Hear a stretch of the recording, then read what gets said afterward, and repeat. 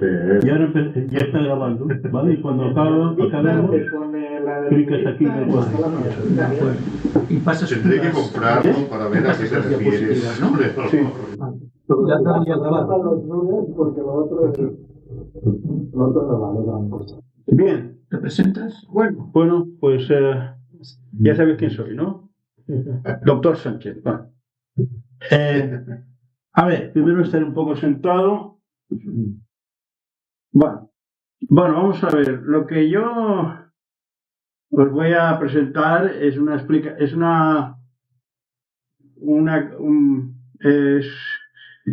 bueno, consiste en tomar como referencia el tema de la emergencia o superveniencia de la termodinámica a partir de la mecánica y ver un poco cómo funciona a grosso modo, y de aquí sacar conclusiones que igual pueden servir para el tema de la superveniencia de la consciencia a partir de la consideración de redes neuronales. Y bien, creo que alguna cosa interesante se ha sacado. A decir también que, bueno, me he basado en varios autores, pero principalmente en Poincaré,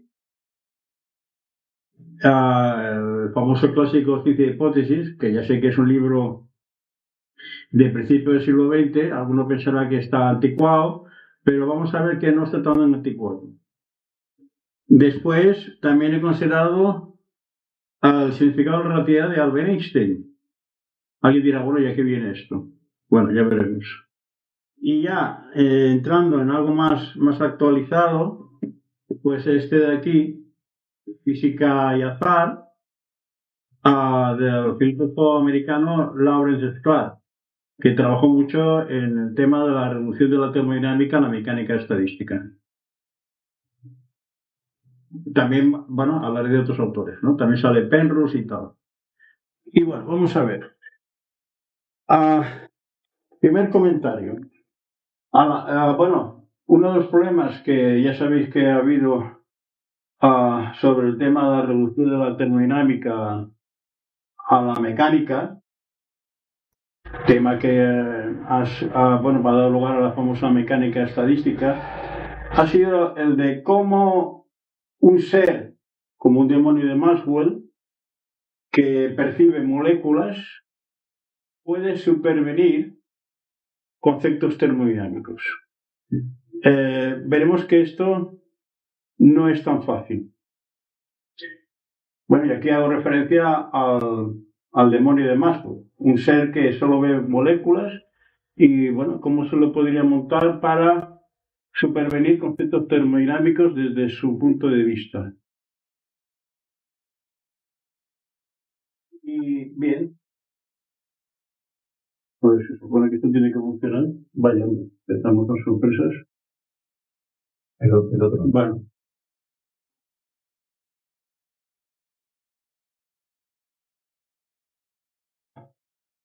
Vamos a ver. Bueno, ya podéis imaginar que si ya el hecho de intentar ver cómo se puede llegar a la termodinámica a partir de una perspectiva puramente molecular o de microconstituyentes del tipo que sea, es un tema ya difícil, pues podéis imaginar que intentar supervenir la consciencia a partir de la consideración de neuronas conectadas entre sí, una red neuronal, todavía ha de ser más, porque aquí además hay otros problemas añadidos epistemológicos, como por ejemplo uno que me señaló el señor Ángel, de que aquí se trata ahora de entender el entendimiento, ¿no?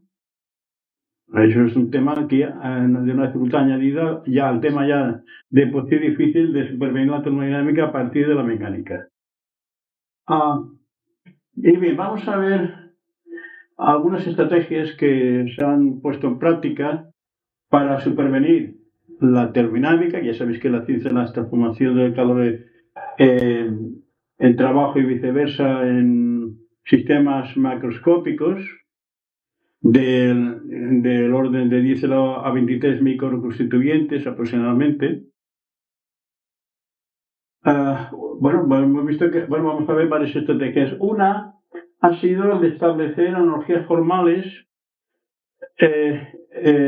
mirando fórmulas de la termodinámica como esta, la famosa ecuación de las gases ideales, donde aparece la temperatura absoluta aquí. Ver cómo se pueden establecer analogías formales entre fórmulas de la termodinámica con fórmulas de la mecánica. Y por citar un caso sencillo, representativo, bueno, resulta que se puede llegar a la conclusión o se puede identificar la temperatura absoluta de un gas o de un sistema incluso más allá de los gases, más o menos como, grosso modo, como la energía cinética media de los microconstituyentes, en principio moléculas. ¿Vale? Actualmente, bueno, pues grosso modo se establece que la temperatura absoluta termodinámica, la T mayúscula esta, viene a ser o se viene a identificar como la energía cinética media de las moléculas de un gas o de otro material, el que sea. Con gases ideales lo que se ha hecho ha sido, bueno, pues utilizar la famosa fórmula de gases ideales, que es conocida desde el siglo XVIII, se ha modificado un poco, pero bueno, más o menos. Y bueno, pues si sabemos que esta fórmula funciona y sabemos identificar la presión de un gas como la transferencia de cantidad de movimiento por unidad de tiempo y superficie de las moléculas del gas sobre las paredes que lo contienen, podemos llegar a la conclusión, trabajando con las fórmulas, que efectivamente la temperatura absoluta, una magnitud claramente macroscópica, es proporcional a la energía cinética media del conjunto de todas las partículas. Bueno, pues entonces, teniendo en cuenta esto, podemos en principio plantearnos, digo yo, establecer fórmulas o aseveraciones o propiedades establecidas científicamente sobre las sensaciones, los qualia. De esto hablaré un poco más adelante cómo se puede hacer, con fórmulas de las variables de un sistema de neuronas, de una red neuronal. Variables globales que afectan a toda la red. Bueno, yo no soy neurólogo, ahora mismo no sabría decir, no sabría poner un ejemplo de qué variables globales corresponden a una red neuronal, pero imagino que de alguna manera, si establecemos leyes sobre cómo funcionan globalmente las redes neuronales y podemos hacer una identificación de estas leyes con leyes, digamos, que se refieren a qualias, a sensaciones, podríamos establecer identificaciones, ¿no? De los qualias con algún parámetro global de una red neuronal. Esto es una cosa que lo dejo como propuesta. Bueno, esto es una estrategia que se ha empleado, la de identificar parámetros termodinámicos con parámetros microscópicos, ¿no? Pero bueno, hay que tener en cuenta que esto es una mera identificación, que nos puede servir de referencia para tener una idea de lo que es la temperatura absoluta. Sin embargo, con esto no se acaba la historia sobre lo que es la temperatura absoluta. Por ejemplo, podemos hablar de la energía cinética media de 3 moléculas. Pero ¿podemos hablar de la temperatura de 3 moléculas, del conjunto de 3 moléculas? No se puede. ¿De acuerdo? Aquí ya se ve que no, ¿vale? No voy a entrar en detalles por cuestión de tiempo, pero bueno, todo mundo ve claro que no podemos hablar de temperatura de 3 moléculas, pero sí que podemos hablar de la energía cinética media de 3 moléculas. Entonces, ¿cuándo realmente la temperatura se puede identificar con la energía cinética media de un conjunto de moléculas? Bien, depende de la cantidad de moléculas que consideremos y depende de una serie de circunstancias.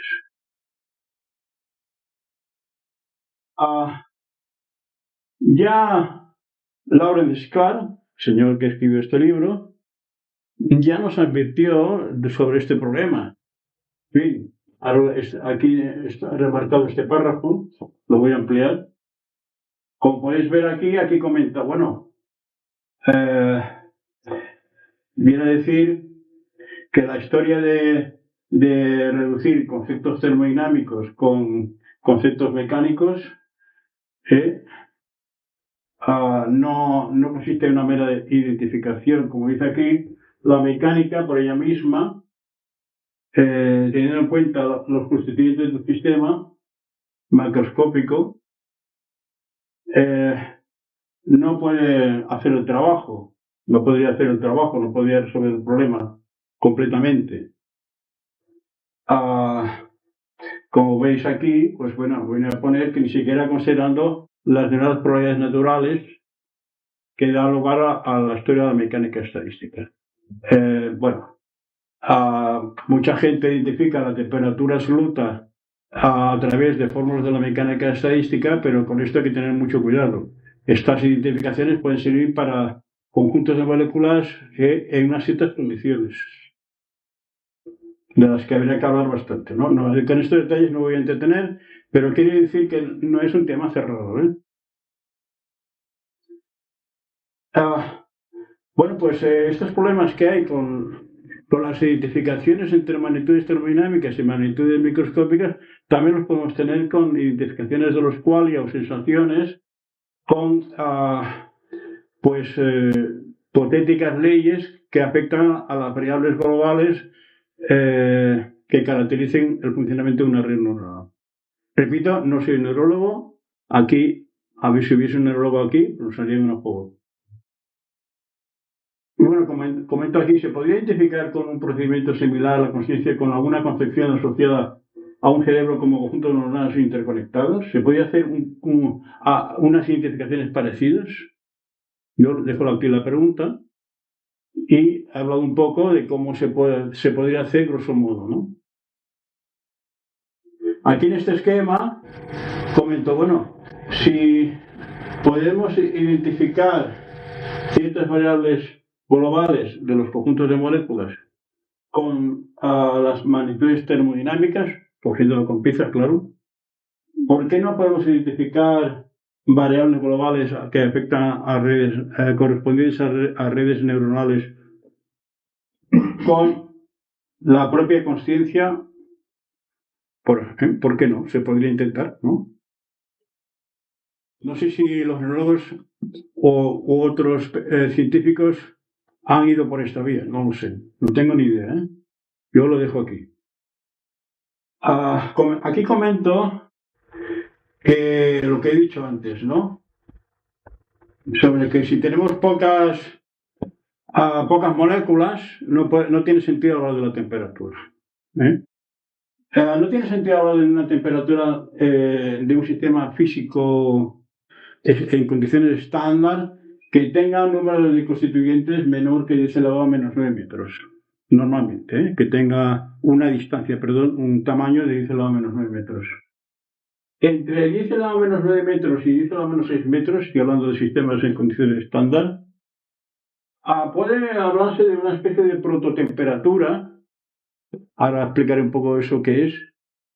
Y luego ya para sistemas con un tamaño de 10 elevado a menos 6 metros, podemos hablar de una temperatura termodinámica. Pero como podéis ver, aquí hay un estado de transición, ¿no? ¿Qué sería una prototemperatura? Bueno, un sistema que está en el límite entre sistemas denominados mesoscópicos, es un sistema del cual podemos hablar de temperaturas instantáneas en ciertas circunstancias, pero de manera muy eventual. Está a medio camino entre lo que se puede escribir microscópicamente y lo que se puede describir macroscópicamente termodinámicamente. Sí que en esta zona podemos hablar de temperaturas instantáneas, pero durante periodos de tiempo muy pequeños. Entonces, teniendo en cuenta esto, yo me hago la siguiente pregunta. Y bueno, si estamos hablando de redes neuronales, podríamos pensar, bueno, para redes neuronales con un grado de, yo llamo de conectividad entre neuronas muy reducido, pues no podríamos hablar de qualias. Si ha de pasar algo parecido con lo que pasa entre la termodinámica y la mecánica, para redes neuronales con un grado de conectividad muy pequeño, no se podría hablar de qualias. Puede ser que haya una fase de transición, que esto parece que se va vislumbrando, ¿no? Con las noticias que vamos recibiendo de animales, como el pulpo, etc. ¿No? En donde tengamos seres que tienen qualias, o más bien protoqualias.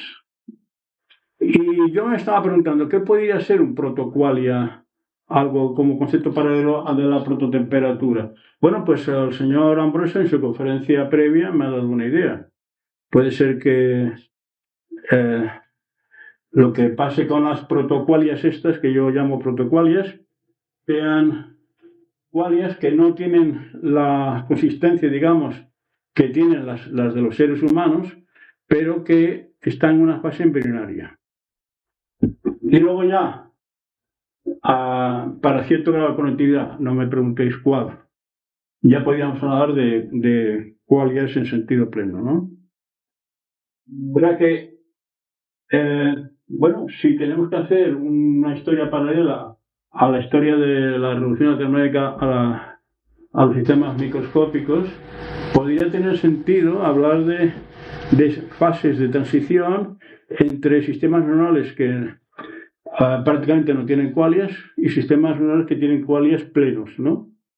Como los que ha comentado el señor Ambrosio.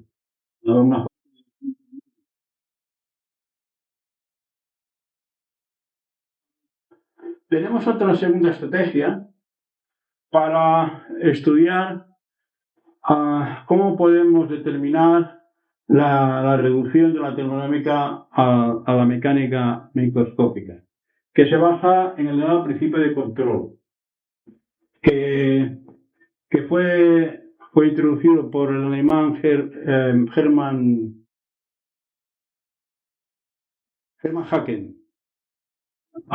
Bueno, aquí en inglés eso se traduce más o menos como Slavin Princeps, perdonad por la pronunciación, y viene a decir algo así como que las variables microscópicas globales que rigen el comportamiento del conjunto de microconstituyentes son las que corresponden a las variables que rigen el comportamiento del sistema macroscópico potencialmente emergente. A ver, ¿qué quiere decir esto? Quiere decir que, aunque cuando hablamos de un sistema microscópico hay miles de variables o millones de variables a tener en cuenta, hay unas cuantas en ciertas condiciones, hay unas pocas que son las que determinan básicamente el comportamiento del sistema microscópico. O sea, aunque tengamos un sistema 10 elevado a 23 moléculas o 10 elevado a 23 fotones, bueno, ahí habría que tener en cuenta todo lo que pasa con cada fotón y con cada molécula. Pero, según el principio de control, de estas hay unas cuantas que son las que realmente determinan el comportamiento del sistema globalmente. Y estas se podría identificar con las variables que se han de supervenir. Y bueno, yo me pregunto, bueno, ¿no podría pasar algo parecido con las redes neuronales? Las redes neuronales pueden ser todo lo complejas que queráis, pero como línea de investigación se podría ver a ver qué variables globales correspondientes a una red neuronal podrían ser las que determinan el comportamiento básico de referencia de la red neuronal.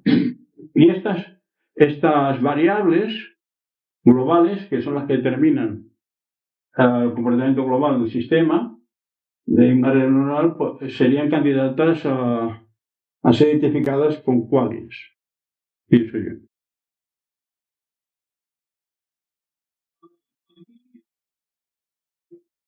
Si pensamos un poco en esto, podemos llegar a la conclusión de que si la temperatura absoluta en determinadas circunstancias viene a ser la energía cinética media de los microconstituyentes y el concepto de energía cinética media viene del concepto de energía cinética de una molécula, de manera que al final la emergencia de la temperatura como concepto termodinámico está de alguna manera presente en las propias moléculas como objetos aislados. Si hacemos un paralelismo de esta historia que hay entre la termodinámica y la mecánica con el problema del cuerpo-mente, y quizá en las neuronas, que se supone que son los constituyentes a considerar, ya está de alguna manera presente que emerjan qualias. Yo aquí no me meto en qué ha de haber dentro de las neuronas o correspondiente a las neuronas que después puede emerger como variable global que controla todo el sistema neuronal, que se puede identificar como qualia. Pero haciendo los paradigmas que estoy estableciendo, ya debe haber algo aquí. Bueno, yo aquí me referiré a Penrose. Penrose, pues él pensó que habría que mirar qué pasa en las neuronas, que no todo es una cuestión de conectividad entre sí, que algo hay en las neuronas que luego de alguna manera emerge por superposición, por colaboración, de una manera autoestada a nivel mesoscópico. Algo habrá que da lugar a algo que tiene que ver con la consciencia. Y bueno, él pensó en las rupturas de funciones de onda, los microtóbulos, en el contexto de la gravitación cuántica y tal y cual. ¿Por qué se metió con la gravitación cuántica? Bueno, esto es una historia de la que habría que hablar. Si queréis en otra conferencia lo explicaré. Pero él, en fin, aquí Penrose quizá está siguiendo un poco el paradigma que estoy estableciendo. Otra cosa es que después Penrose tenga razón, ¿no? Pero creo que él va por aquí. Y bien, después comentaré una cosa sobre Poincaré. Pero antes, a ver, ¿por qué meto aquí a Poincaré? Si resulta que el señor Poincaré es del principio del siglo XX. A ver, una cosa que muchos hacen a la hora de intentar explicar la conciencia, los qualia, es preocuparse por fenómenos espaciotemporales. Penrose, tal como plantea su teoría, para explicar la conciencia, aplica a fin de cuentas leyes, ideas en el contexto espaciotemporal. Y el propio Lawrence Clark, que también trata un poco el tema de la reducción de la conciencia a redes neurales, comenta que uno de los problemas que hay con los procesos cognitivos es que no se puede saber dónde se producen, o es muy difícil localizar en qué zona de la red neuronal cerebral se producen. Y bueno, yo pienso que estas declaraciones no tienen sentido, que se tienen que replantear. ¿Tiene sentido hablar de procesos físicos localizados en una zona de la red neuronal que corresponden biorítmicamente a qualias? Bueno, yo pienso que no. Después esto se puede discutir, pero pienso que no tiene sentido. ¿Y por qué no tiene sentido? A ver, a mí me llamó mucho la atención el señor Poincaré, porque el señor Poincaré planteó una teoría, una concepción, el idea de una concepción sobre lo que es el espacio.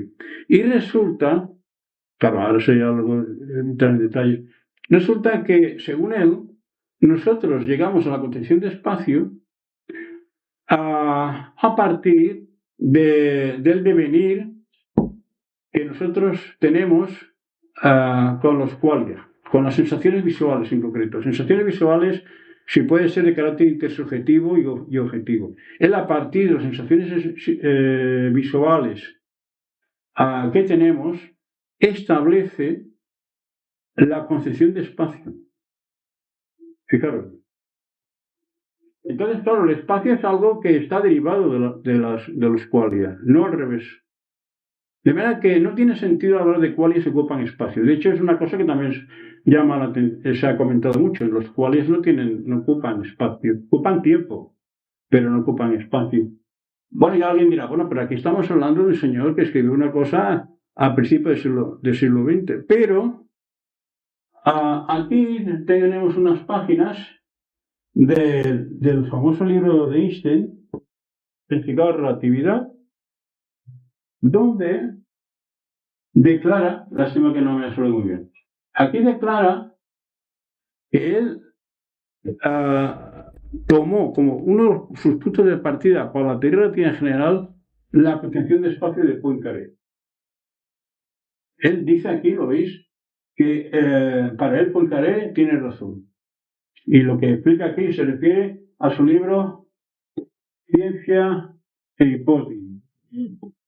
Aquí, ¿vale? Ciencia e Hipótesis. Está en francés. ¿De acuerdo? O sea que él está de acuerdo, el mismo Einstein estaba de acuerdo con la concepción de espacio de Poincaré, que, repito, parte de los qualia visuales. Y realmente, si uno se estudia a fondo la teoría de la relatividad general, se da cuenta de que efectivamente está basándose muchas veces en Poincaré, lo que dice Poincaré. Y bueno, entonces yo llego a la conclusión, bueno, dado todo esto, no tiene sentido intentar localizar procesos espaciotemporales que produzcan por sí mismos qualias. O sea, no tiene sentido, por lo que he explicado antes, plantearse contra procesos físicos espaciotemporales, como hace Penrose, para a partir de ellos, que produzcan qualias. No tiene sentido. Ya que la propia concepción de espacio se deriva de las sensaciones visuales procesadas por el cerebro. Aunque es verdad que tiene sentido, y esto lo hace Poincaré, considera procesos espaciotemporales que se producen paralelamente, eso sí, a la producción de qualias. Pero ojo, una cosa que se produzcan paralelamente, podría dar ejemplos, si tuviese más tiempo, a la aparición de qualia, y otra cosa es que sean los productores de los qualia. Son cosas diferentes. Por tanto, desde el punto de vista teórico, dado esto, yo pienso que Penrose debería replantearse su teoría. No digo que esté del todo mal, no, pero que se lo tendría que replantear de otra manera. Aparte, como ya sabéis, ha sido muy criticado por el tema de la corroboración experimental. Todavía no se ha corroborado experimentalmente de manera definitiva la teoría de Penrose y de su colaborador neurólogo. También dicen que es imposible que se orqueste un estado cuántico en las neuronas, de varias neuronas, a escala mesoscópica, dado el ruido que hay en el cerebro, la temperatura del cerebro, ¿no? Dada la temperatura del cerebro, que eso produce mucho ruido. Recordar, bueno, todo el mundo lo sabe, que los propios ordenadores cuánticos que funcionan en base a procesos cuánticos tienen que estar aislados a una temperatura muy baja, cosa que en el cerebro no pasa. Y bueno, desde el punto de vista teórico, insisto que yo creo que Penrose, no digo que esté mal equivocado, pero que se lo tendría que replantear de alguna manera. Y bien, aquí esto no entraré, esto es la cuestión de pero no voy a entrar aquí lo dejo, ¿vale? Simplemente comentaré que para acabar, en mi opinión, de establecer las propiedades científicas objetivas de los qualia, tema del cual habría que hablar bastante, hay que aclarar qué es el tiempo. hay que alargar el tiempo, porque estamos de acuerdo que los cuales no ocupan sitio, pero sí que transcurren en devenir temporal. Y habría que ver qué es el tiempo, es mi opinión. Y aquí lo dejo, qué es el tiempo, y explicaré si hay otra oportunidad, por qué es tan importante esta pregunta para el tema de la conciencia. Y lo dejo aquí.